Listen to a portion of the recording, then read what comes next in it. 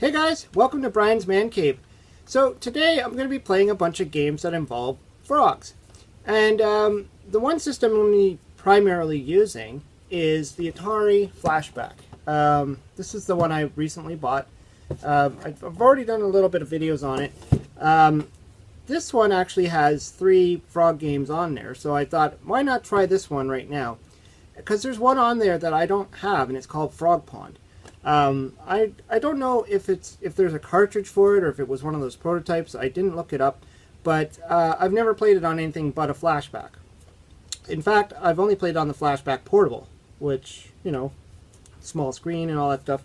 The other game I'm going to be playing is called Frogs and Flies, and that one I'm more familiar with from the Intellivision. Actually, it's made by the same people, and it was originally called Frog Bog. And even then, I didn't play it too much when I was younger. I remember playing it, though. And then the third one, of course, is Frogger, which is probably the most popular of the 3. And it's a game that's pretty much been ported everywhere. Every system pretty much has a Frogger game.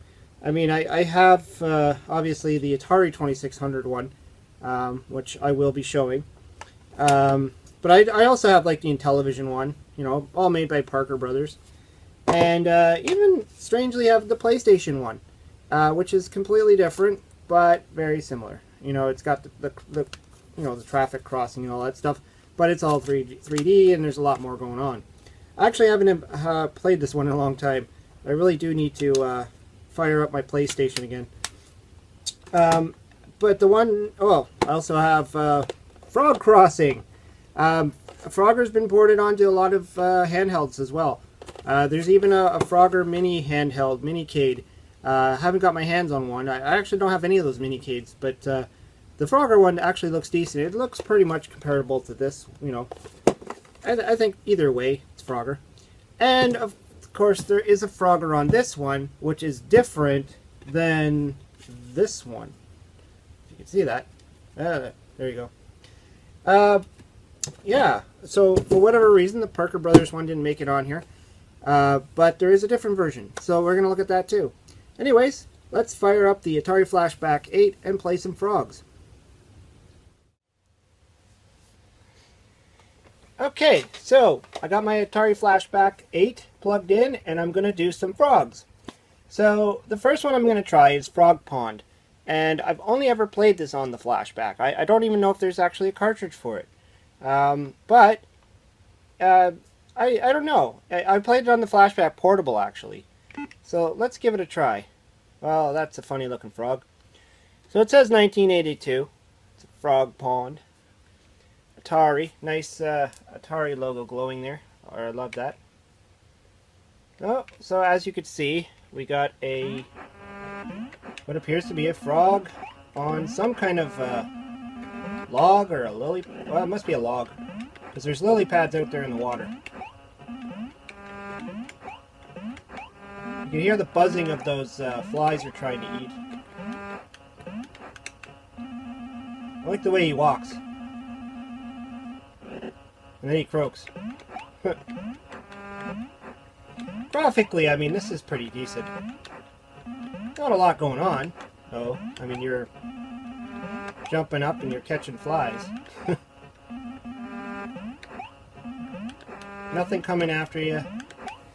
I'm sure this is better when you're doing a 2-player version, or a 2-player game, I should say.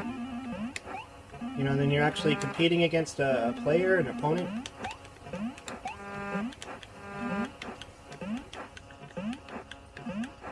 But yeah, all I find is I'm just jumping around catching flies, so not overly exciting.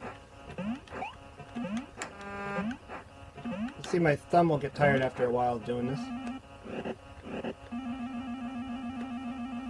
Overall, not too bad of a game, I guess. Okay, so what we have here is Frogs and Flies, which is made by Mattel Electronics, the people who make the Intellivision, or made the Intellivision. And I remember playing this game on the Intellivision, but it was not called Frogs and Flies, it was called Frog Bog. The challenge of this is, you got to control your jump. Like, you really have to See, I just fell in the water there. That was fun. You're able to do like these small jumps and really tall flying jumps. And of course the object is to catch the flies. And if you miss jump, you end up in the pond. Essentially. Which is bad.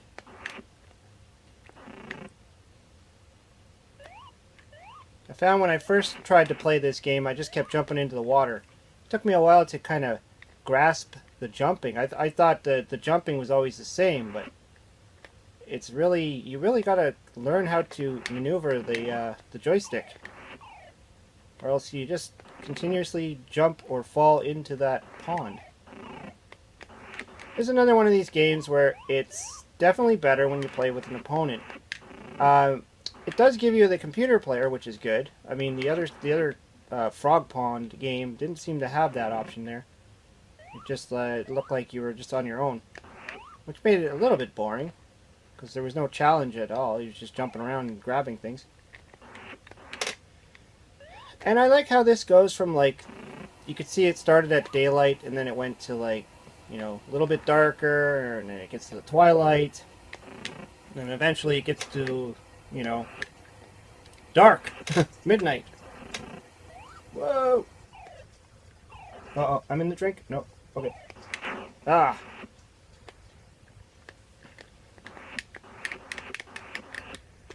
Overall, though, I think the graphics are quite pleasing on this one.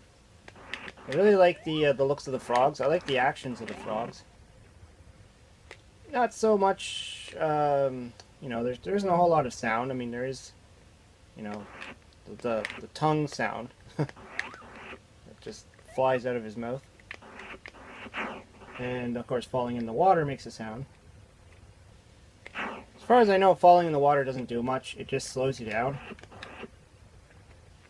And when you're competing, you know, you don't want to be like that all the time, flying into the water. But there's no men or anything like that. You don't lose frogs. You don't lose your score. Nothing happens.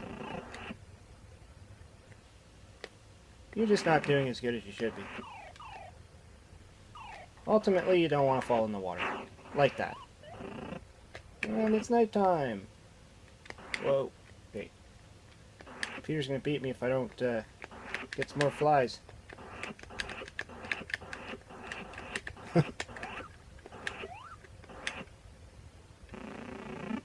Oh. The end. Nice little touch there. Little fly thing brings out the end. Not a bad game, actually. Okay, so now we're going to move on to the next Frog game, and that would be, of course, Frogger. I think a lot of people are more familiar with this one. Very popular arcade game. However, being that this is the Atari Flashback, which is normally playing the 2600 games, this is not a 2600 game. This is, I don't even know which version this is. It almost looks like the arcade. It could be one of the later Ataris, like the computer or something. And the music is absent. You know, there's a popular Frogger tune that's missing there. Could be a licensing thing, I'm not sure. Or it could just be that whatever version this was just didn't have music. But aside from that, I mean, the graphics are pretty good. This looks like arcade quality to me. You got all the detail there. You can hear the frog kind of jumping, making that weird noise. Not a very rewarding sound when you get into the little cubby holes at the top there. Just makes a little ding sound like an oven timer or something. Not too crazy about that. And why is the water black? I've been trying to figure that out myself. I mean, what is up with that? Shouldn't water be blue? Shouldn't it at least be a different color than the road? Perhaps it's like boggy marsh or something like that. I don't know.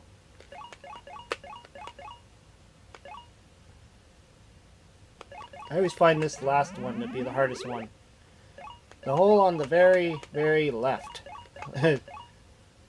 Because that's the current's going against it, so... Whoa.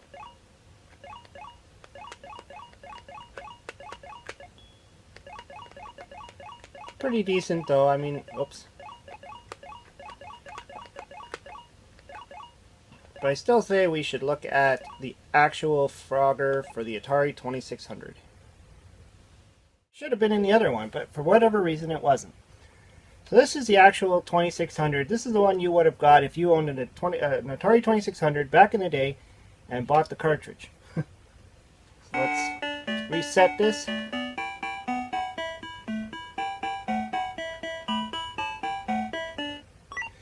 Weird thing is it doesn't let you move until the music is done. You're kind of stuck there.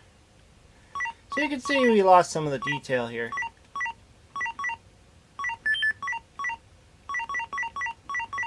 And the sound effects can be a little bit irritating, but it's actually pretty decent though for what it is.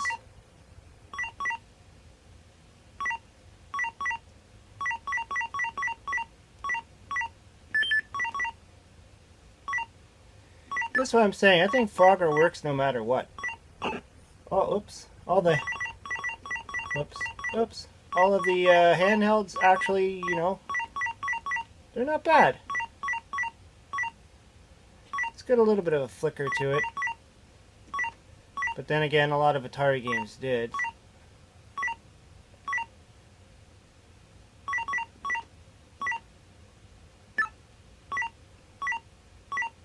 The cars are okay. You can see the details. You can see that that's a truck. You can see that that's, you know, a bulldozer. I always wondered what's up with that. You know, bulldozers driving down the street like this. Like, where is this frog? Like some construction site or something?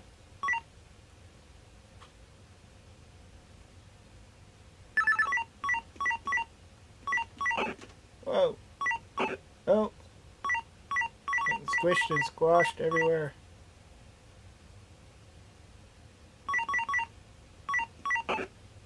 Ah.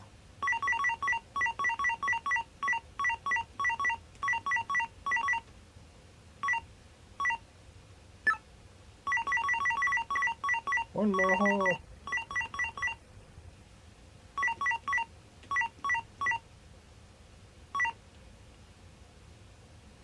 I don't know if I can go off the screen.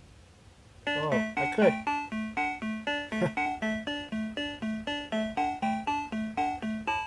I think if I play with the settings though, that'll change. It won't let me go off the screen. I'll die.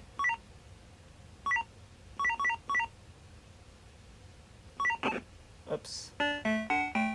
There's that little snake guy. He likes to run by once you pass that first level. So yeah, I mean, the first two games I played are obviously meant to be two-player. It'd be a lot more fun if you actually had an opponent. Because honestly, there isn't a whole lot going on. You're jumping up and you're jumping back and forth, catching the flies, and that's about it. Even though the Frogs and Flies game did have a computer player, so I mean it gives you a little bit more going on there. Whereas I felt Frog Pond by itself, I guess if you're practicing, but you're not going to have a whole lot of fun just jumping around catching flies. I don't know why. You know, if you don't have anybody to compete with. But yeah, honestly, those two games were intended to be, you know, two-player games. Frogger, though, on the other hand, great arcade game. Always, you know, no matter what system it's ported to, it's always a great game. Graphics can change, sound can change, but I mean, the challenge of Frogger usually is the same. Even if you're playing it on something like this, which is, you know, this, I bought this a Radio Shack one, but there's a lot of handheld Froggers I've seen. There's even one, it's like a minicade, looks like the arcade. There's a whole bunch of them out right now. I've seen them at like Bed Bath & Beyond and Walmart and stuff like that, and they have like Asteroids and Centipede and Pac-Man, all that stuff. The Frogger looks very similar to this one, and it still looks like a pretty cool game. Comparing though the flashback and the one that actually was released on the 2600, obviously the flashback is much more graphically pleasing, but it was missing the sound, and there was a few things that were off about it. This one it's actually quite good. I mean, the way they've mapped it all out, it looks like Frogger. You got the water. You're not running on black pavement. You know, the challenge is still there. I felt it to be just as challenging. It had the music, which was a big plus for me because you had that Frogger sound to it. It's probably, there's got to be some kind of reason why the flashback version doesn't have that, or why they didn't put this one in. It could have something to do with, you know, Parker Brothers or something.